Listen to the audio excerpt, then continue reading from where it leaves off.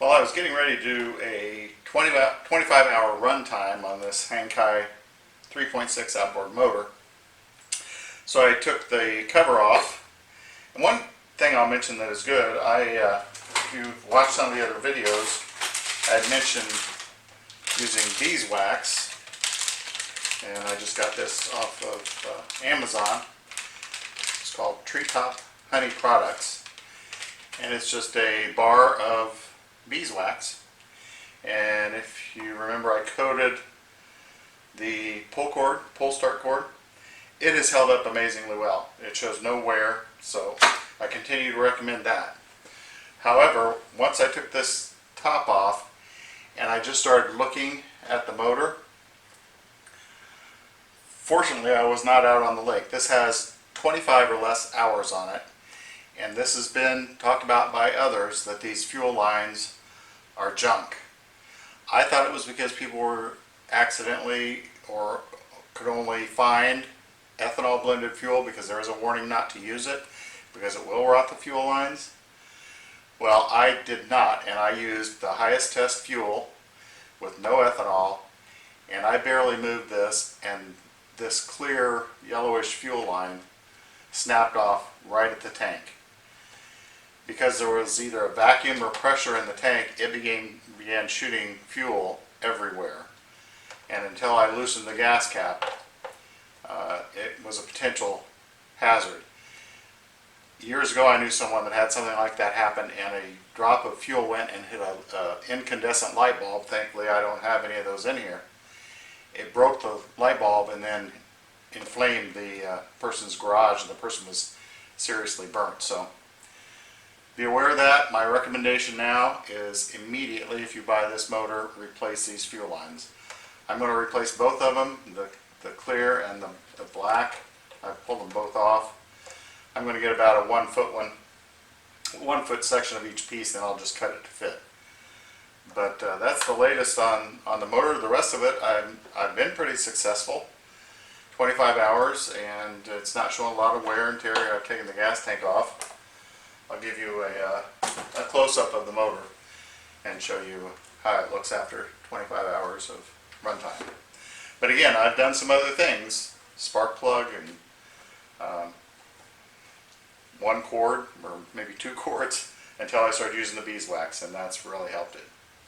You might remember in some of the earlier videos I talked about this piece on the motor. You can't see it from once the housing is on, but this guide for the starter was popping out and loose. Now all I did, on this particular starter pull, this one was in there good and solid, but I still put some black electrical tape around here just to hold it, because if that comes loose, then your cord can get out of alignment, and mine got caught and was torn up one time. Everything's working well on that now. You may remember I said I put some insulation inside my housing, and this was the chrome or silver metal tape for ductwork. That worked out well. It's not had any problems with that. You can see the exhaust has discolored a little bit from heat, but this is where the exhaust comes out. Rest of the motor is looking pretty good. Not too much wear or tear so far. I haven't had any carburation problems, and so far, since I've replaced the initial spark plug, I haven't had any spark plug issues. As far as the rest of the engine, other than the problem I'm having with the fuel lines, everything is held up fine. Here's the throttle mechanism. If I turn the handle, you can see it's got full motion. I don't have any problem with that. I have not had any problem with carburation or the carburetor. Here's the piston, your water cooling lines on each side.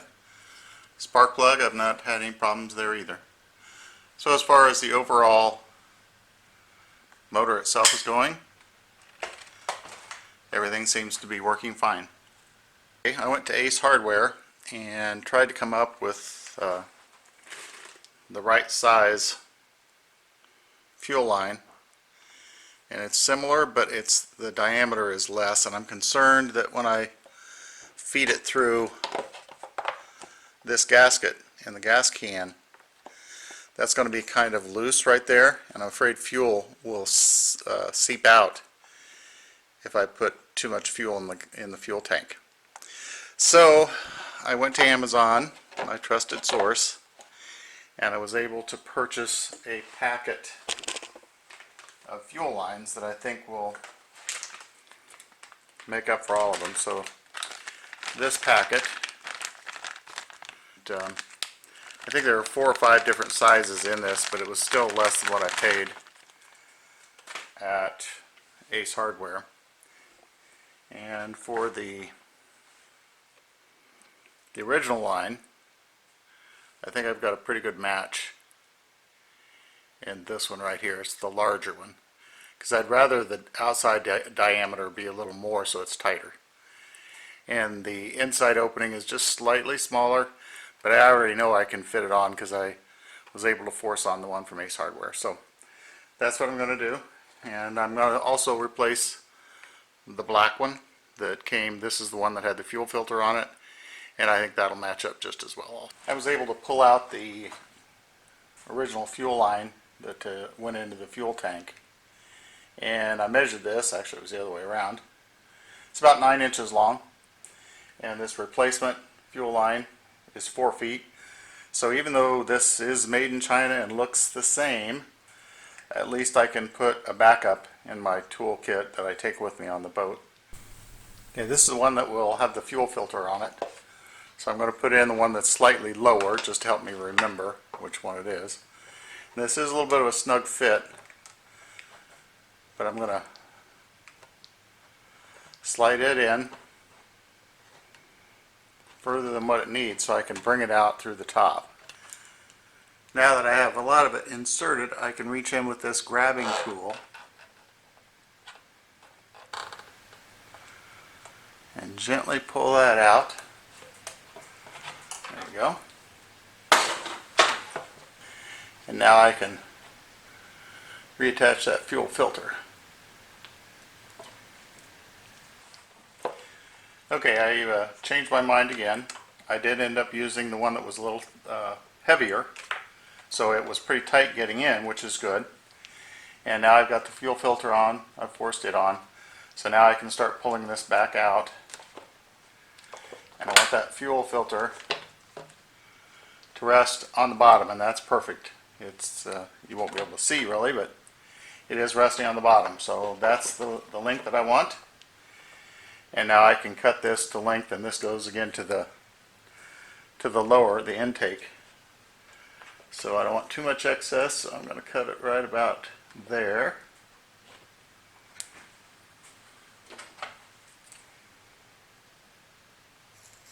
And I'll have plenty extra that I can take along with me should I have another failure.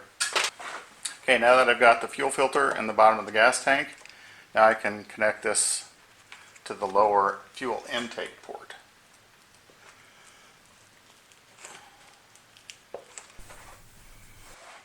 Okay, there we are. I have all my fuel lines put back in. This one, that's the incoming fuel line, has black down there, it goes to the fuel filter. And then the return line is a little bit smaller, and I think that's going to work fine.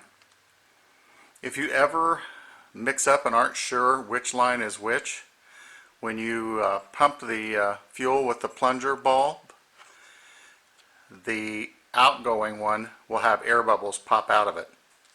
So if you plunge that with fuel in it, there will be air that will bubble up in the gas tank, whereas the other one is sucking the fuel in. So I'll reattach the gas tank, get the cover back on it. Okay, I have my fuel lines, new fuel lines put in, and this will finish reattaching the fuel tank.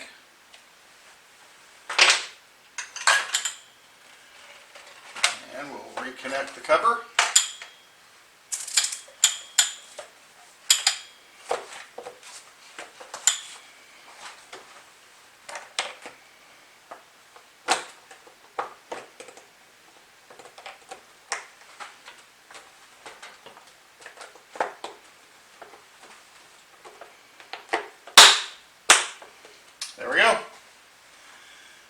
back in business, 25 hours of use, have had a minor repair. Hopefully we all learned that you might want to go ahead and replace those fuel lines. Keep watching, and I'll see you probably at the end of the season when I do a final review for the entire summer, unless I come up with a repair that needs to be done. So that's it for now. Keep watching. Thanks for subscribing. I've now run the motor for probably around 25 hours, maybe a little bit more. It's really smoothed out. I'm very happy with it. This was my first catch in my raft. One more. On this venture that I just went out that you'll see in a minute. I also did a little fishing. I caught 3 or 4 total, but this was my first catch. So here's a review after 25 hours of use. What I've done for stability, because this part right here was slanting and it was making the motor off center, kind of tracking at an angle instead of straight. So what I've done is I've drilled through 2 holes on each side and screwed that in to this brace, so this brace can no longer pivot side to side. That was what it was doing. So that's one improvement I've made and I'm going to test today. The other is I've replaced the plastic propeller with an aluminum or metal propeller. I was able to get that for like $9 through eBay. So I'm going to test that, see if that increases the speed. I have taken it out now with 2 people in the boat, and going up current it was still only 2 miles an hour, and 2 to 3, and then downstream was again 7, maybe 8. So I'll take it out today with my adjustments. I've added some of the cushion bars here, pipe insulation to kind of protect the raft. And then up here you can see I've used another one of the pins and gone around that oar support. And that should give me the support for the motor that I wanted. One additional item that I've added, you can see I've put a strap with a ratchet, and then I've attached that to the base of the seat because that gives stability. And now if the motor does pull back, I can ratchet that a click or 2 and bring it right back up. One other thing that I've added is a kind of a boom. It's hinged to the floor and then it just rests on the front of the raft. That's a 10-pound anchor, and from back in my seat I can simply lift this up and lower it and then give it a little flip, and this will lock back in as the current pulls the raft. And then to bring it back up, it just comes up, and then you either have to just lean it down or kind of give the rope a little whip and it'll catch. That's been very helpful. Sorry for the hammering noise in the background, but they're restoring a historical site here. It's a French fort. This park is called Fort Ouatnan, and you can see the log cabin that they're restoring over there. So that's the noise in the background.